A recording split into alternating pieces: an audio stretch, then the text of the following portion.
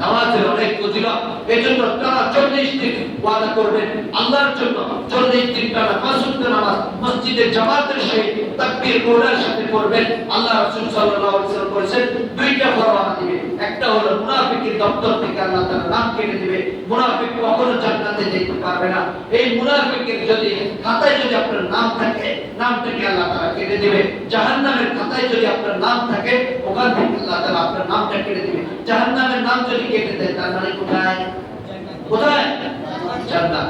এজন্য 5 ওয়াক্ত নামাজ আমরা যেন জামাতের সহিত মসজিদে এসে পড়তে পারি।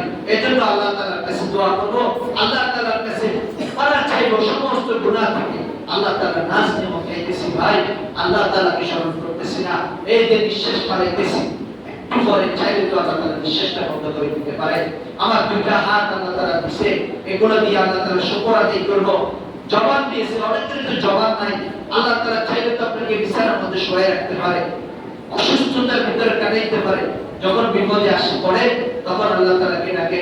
বিপদে পড়ার আগেও আল্লাহ তাআলাকে স্মরণ করবেন। যে কোনো অবস্থাতেই থাকেন না কেন 5 ওয়াক্ত নামাজ ছাড়বেন না, জামাতে পড়বেন। যে কোনো কাজ থাকুক আপনার 5 ওয়াক্ত নামাজকে আপনার জীবনের ভিতরে দায়িত্ব আমল করে নেবেন। এভাবে আপনার জীবনের ভিতরে একটা গঠন করে নেবেন। আল্লাহ তাআলা আপনাকে জীবনে অভাব দিবেন, কোনো পেরেশানি আপনার ভিতরে আল্লাহ তাআলা ঢুকতে দিবে না।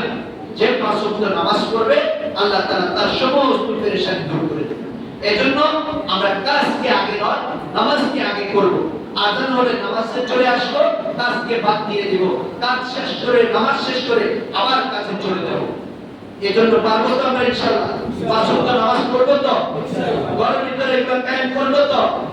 নামাজ কায়েম করবো তো?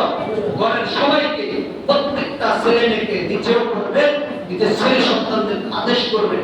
এখন যদি না করেন বড় হলে পারবেন না।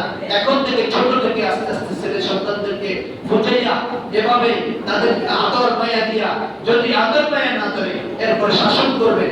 ঘরের ভিতরে খাবার দিবেন না, কষ্ট দিবেন, শাসন করবেন। শাসন করলে ছেলে মেয়ে আস্তে আস্তে এই শাসনের উপরে যখন বড় হবে, মা বাবার উপরে আগুন তুলে আর কখন কথা বলবে না। এজন্য আল্লাহ রাব্বুল আলামিন আমাদেরকে এই কথাগুলোর উপর আমল করতে তৌফিক দান করুন। আমাদের পুরো সমাজকে আল্লাহ তাআলা নামাজি সমাজ বানিয়ে দেন। আমার জন্য সকলে দোয়া করবেন। অসুস্থতার